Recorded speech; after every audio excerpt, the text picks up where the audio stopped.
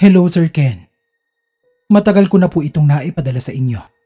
Pero ipapadala ko ulit kasi baka natabunan. Tawagin niyo na lang po akong Ana. Mahilig po ako sa mga hayop at pakiramdam ko naman magaan ang loob ng mga hayop sa akin. Kaya kahit taong asal hayop, napapalapit din sa akin. Biro lang po. Sa lahat ng naalagaan ko, pusa ang naging malapit sa puso ko. Hindi ko alam. Kahit sabihin ng iba na walang tatalo sa lambing ng mga aso, pakiwari ko, iba ang lambing ng pusa. Kasi kapag nilalambing ka ng pusa, ibig sabihin, talagang gusto kanyang makasama. Kaya kapag may nakikita akong pusang kalye, naaawa talaga ako at gusto kong ampunin. Kaso syempre, kulang ang budget ko at maliit lang yung apartment. Pero isang araw, may nakita akong pusa. Ang ganda ng kulay niya. Puti at itim. Naglalakad ako noon sa may MRT sa Shaw Boulevard. Mga bandang 10:00 na siguro yun. Pauwi na ako. Nakatingin lang siya sa akin na parang nagpapaawa. Wala akong dalang pagkain noon, kaya hindi ko mabigyan. Nung magsimula na akong maglakad, nagulat ako nang sunod siya ng sunod sa akin. Sa isip ko, wala naman akong alaga ngayon. Baka pwede ko na tong ampunin, kaya huminto ako. Nasa tapat na ako noon ng EDSA Shangri-La. Tumingin-tingin muna ako sa paligid para siguraduhin ligtas. Tapos umupo na ako at inilahad yung kamay ko sa kanya. Wala namang pag-aalinlangan yung pusa at niyapos yung kamay ko. Sinubukan ko siyang buhatin at parang wala lang sa kanya. Doon ko na napagdesisyonan na dalhin na yung pusa sa bahay namin. Hindi na ako nagtren. Nag-jeep na lang ako tapos tricycle. Pagdating sa bahay, since wala nga akong supply ng pagkain para sa kanya, sinabi ko na tiis muna siya sa pagkaing tao. Gutom na gutom siya noon. Nakakaawa talaga, pero ang cute niya. Wala namang kakaibang nangyari noong mga unang buwan na nasa bahay yung pusa na yon. Ang gawain lang niya kapag matutulog ako, lagi siyang nakapwesto sa tabi ko. Minsan nga sa kalagitnaan ng gabi, nagugulat ako kasi para siyang nananaginip. Parang lagi siyang may kaaway. Sa isip ko naman, ang cute. Pero hindi pala. October siguro yon ng 2014. Napuyat ako dahil may pinapanood akong Korean na drama. Break kasi namin yon sa office, so wala akong pasok ng 3 araw. Dikit kasi sa weekend. Mga bandang 2:00 na ng madaling araw. Bigla na lang tumayo yung pusa at tumingin sa paanan ko. Kumakawag din yung buntot niya noon. Sa mga may alagang pusa, alam nyo naman siguro, kapag kumakawag yung buntot nila, it's either galit sila o iritable. Naririnig ko rin na parang may kinagagalitan siya sa paanan ko. Kaya pinipigilan ko na siya at hinahatak pabalik sa tabi ko. Nagulat na lang ako nang bigla siyang nagwala na parang may hinahampas sa tabi ko. Doon na talaga ako kinabahan kasi first time kong makita yung ganoong senaryo. Doon na din pumasok sa isip ko yung mga gabing nagigising ako at naiisip na nananaginip yung pusa ko. May kaibigan din kasi akong may third eye at sinabi niya, meron nga daw akong bantay dun sa apartment ko. Hindi naman ako naniniwala sa ganoon kasi sino ba namang babantayan niya? Ako ba? O yung apartment? Pero nung gabing yun, alam ko na. Yung bantay na yun sa apartment. Natakot ako nung gabi na yon, oo. Pero tinawagan ko yung kaibigan ko kinabukasan. Pagpasok pa lang niya sa bahay, lumapit na agad yung pusa at naglambing sa kanya. Sabi ng kaibigan ko, hindi ko na daw siya kailangan kasi may nagtatanggol naman daw pala sa akin. Sabi ko naman sino? Sabi niya, yung pusa daw. Hindi daw ako malapitan ng bantay sa bahay dahil daw doon sa pusa. Parang naging proteksyon ko na daw. Sa isip-isip ko, hindi siguro coincidence na makita ko yung pusa na yon. Siya mismo siguro ang nakaramdam na kailangan ko siya. Kaya hindi niya ako hiniwalayan sa kalsada. Pasensya na at hindi masyadong nakakatakot ang kwentong ito. Pero laking pasalamat ko sa alaga kong pusa, kaya malakas ang loob ko. Sa kasamaang palad, hindi ko na siya kasama ngayon. Nagkasakit kasi siya and sadly, hindi na kinaya ng gamutan. Kaya sa may mga alaga dyan, mapaaso man o pusa o kung ano man, alagaan nyo silang mabuti. Malay nyo, sila pala ang magliligtas sa inyo sa mga ganitong pangyayari.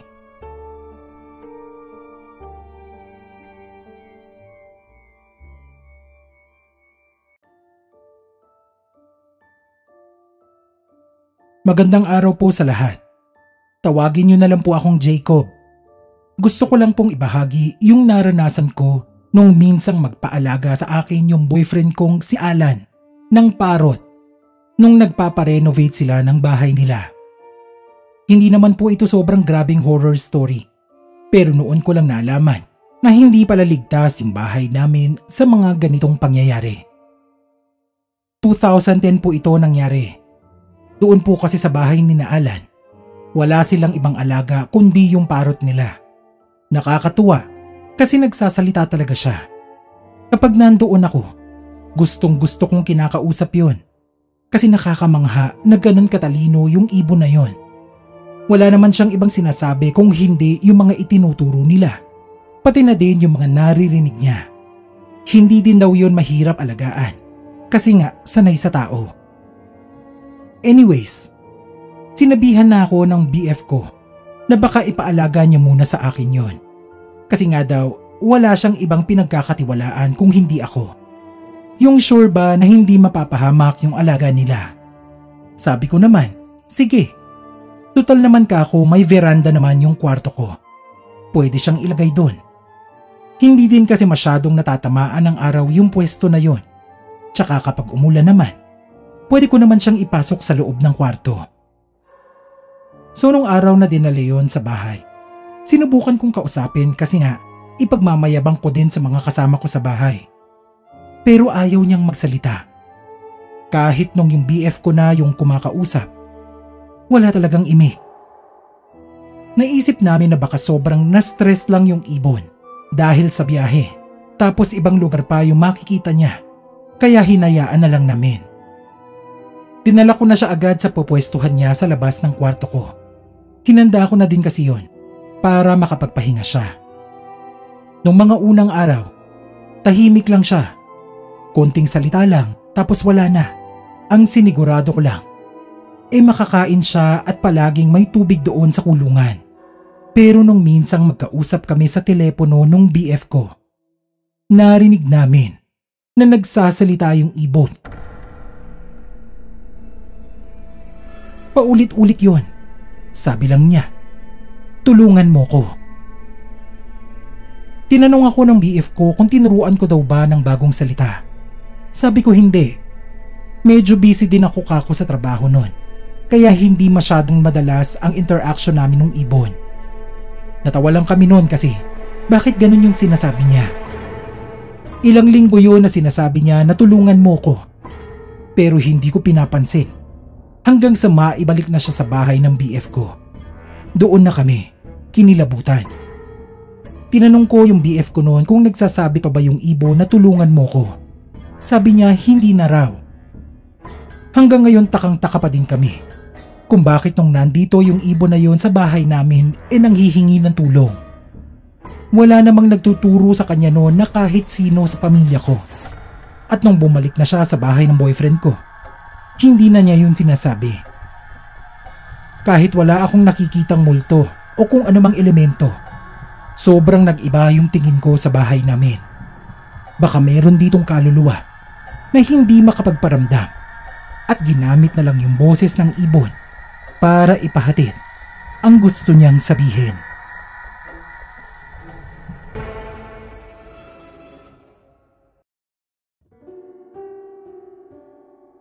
Magandang gabi sa lahat.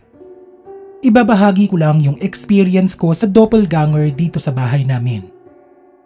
Marami na tong ginaya ng mga kapamilya namin, pero ang hindi ko makakalimutan, Nung minsan ginaya niya yung alaga kong aso na si Mocha para lang makapasok sa kwarto ko.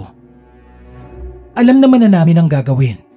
Sa sobrang dalas naming maranasan to, parang naging normal na lang sa amin na makikita namin yung kapamilya namin halimbawa sa kusina tapos bigla na lang siyang papasok sa pinto. Minsan kapag tinatawag namin tapos hindi sumasagot, alam na namin yon. Lilihis na kami ng dadaanan. Gabi na noon mga 9:00 siguro. Umalis yung mga magulang ko tsaka yung kapatid kong high school. JS prom kasi nila yon. Tapos hinatid siya ng parents ko sa venue. Bilang mas matanda, syempre naiwan ako sa bahay. Hihintayin na kasi nila yung kapatid ko doon para isabay na pauwi. Tuwang-tuwa nga ako sa parents ko kasi hindi din sila mapaghiwalay. Kung nasaan ang isa, for sure nandun din yung isa. Nag-text na sa akin yung nanay ko noon na on the way na daw sila pauwi. Ayaw na din daw magstay ng kapatid ko sa venue. May pagka-anti-social din kasi yon. Habang naghihintay ako, naglalaro kami nung aso ko sa sala.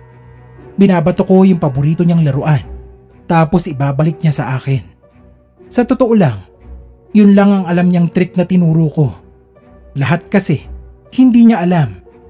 Kahit yung simpleng sit down, hindi niya alam. Alam ko naman na may nagpaparamdam sa bahay namin. Pero hindi ko naman inasahan na ganito.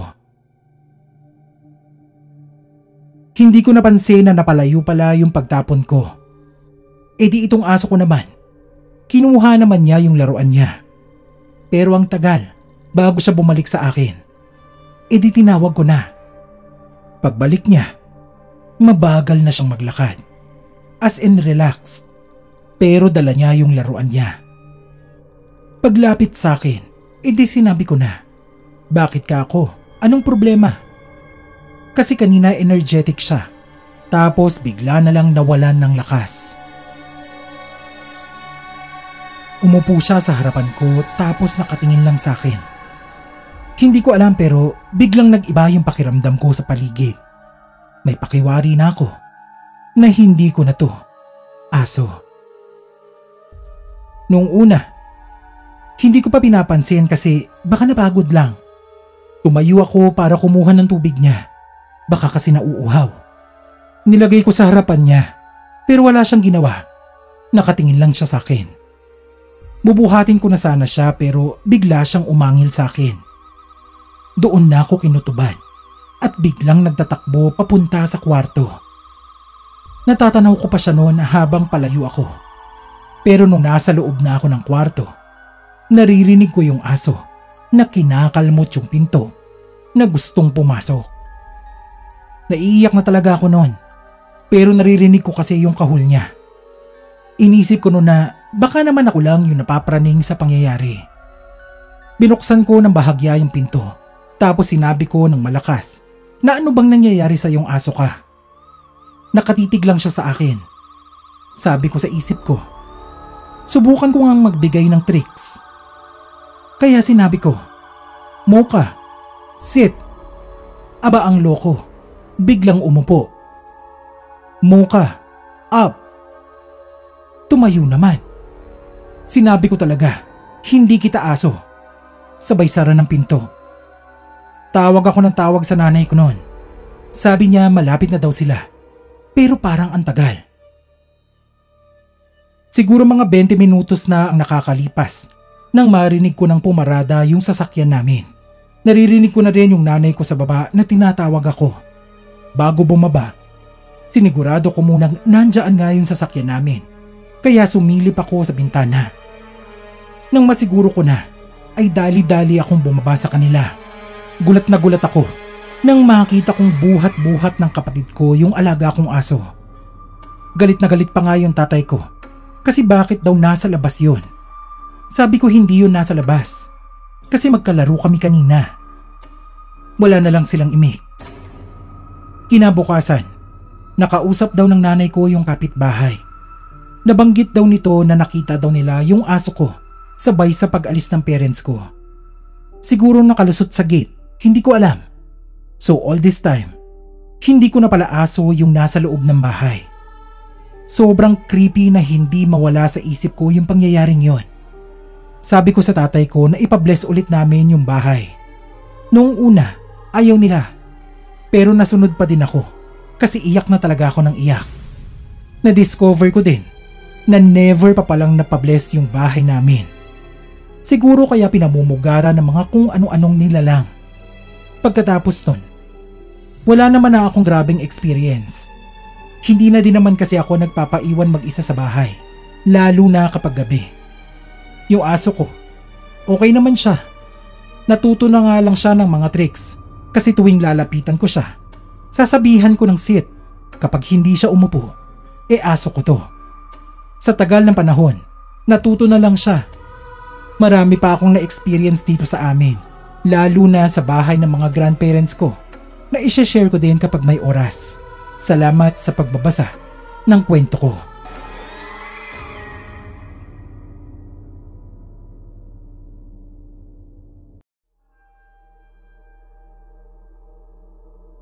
Hello po sa mga tagapakinig.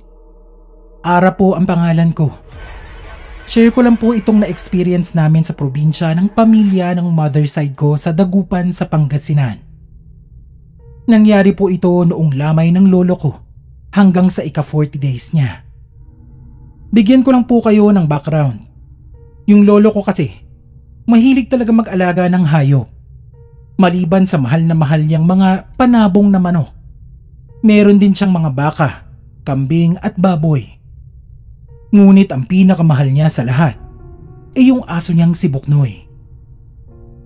Hindi mapaghiwala yung dalawa. Palaging nakasunod yung aso na yon sa lolo ko nung nabubuhay pa. Noong nakalamay pa lang yung lolo ko, makikita mong malungkot yung aso. Lagi na lang siyang nakahiga sa sulok o di kaya minsan nakahiga doon malapit sa kabaong ni lolo. Awang-awa din ang mga bisita. Pero wala naman kaming magagawa. Nung mailibing na si lolo, nakikita naming lagi siyang nagmumukmok. Di tulad dati na lagi siyang masigla at nakikipaglaro sa amin. Pero isang gabi, hindi pa kami natutulog ng mga pinsan ko. Mga 3 araw na yon pagkatapos ng libing, nagulat kami nang marinig namin na parang umiiyak si Buknoy sa sala. Sabi pa naming magpipinsan na nakakaawa itong asong to. Talagang miss na niya si lolo. Pero maya-maya lang, biglang nag-iba yung tono. From asong umiiyak, bigla na lang itong nagkakakahol at nagtatatakbo na parang ang saya-saya niya. Sa sobrang lakas nagising yung isa kong tito. Narinig namin bumukas yung pintuan ng kwarto niya tapos bumaba. Nagulat na lang kami nang bigla itong napasigaw ng malakas. Nagsibabaan kaming lahat noon kasi akala namin kung ano na ang nangyari. Nakita namin si tito na nakasalampak sa sahig habang yung asong si Buknoy naman nakaupo sa ibabaw ng tumba-tumba ni lolo. Tinanong agad siya ng nanay ko kung anong nangyari. Panganay kasi sa kanilang magkakapatid yung nanay ko, kaya siya ang laging nag-aalala sa kanila. Sabi ng tito ko, pagbaba daw niya, nakita daw niya si lolo na nakaupo sa tumba-tumba habang hinihimas yung aso. Kung ako yung nandoon, takot yung mararamdaman ko. Pero feeling ko lungkot ang naramdaman nila. Sunod-sunod silang nag-iyakan. Tinitignan ko yung aso at inaasahang malungkot pa din siya. Pero hindi. Parang nagbalik yung sigla niya. Masaya na din siguro siyang makita ulit ang namayapang kaibigan. Umuwi na kami noon kinabukasan at babalik na lang kami sa ika-40 days ng lolo ko.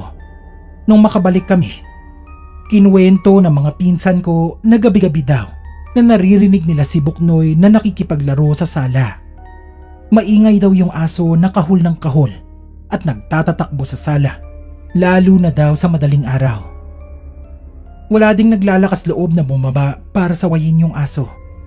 Tiniis na lang nila yung ingay tuwing gabi at iniisip na yun na din yung paraan ng lolo ko na magpaalam sa alaga niyang sinamahan siya ng ilang taon. Matapos ang ika-40 days ni lolo, nawala na din yung mga ganong pangyayari. Pero ang nakakalungkot, makalipas ang 1.5 taon, na maalam na din si Buknoy sa pamilya namin. Hindi na daw yon kumakain at palagi na lang nagmumukmok hanggang sa mamatay ito. Iba din talaga ang loyalty ng mga alaga natin. Hanggang sa kabilang buhay, gusto nila tayong makasama. Sana lang, masaya silang dalawa ni Lolo doon at naglalaro. Yun lang po muna. Sa totoo lang, ito na siguro yung pinaka-experience ko sa paranormal. Yung iba po kasi, kinikwento lang sa akin. At ito lang, yung personal kong nasaksihan. Salamat po sa pagbabasa.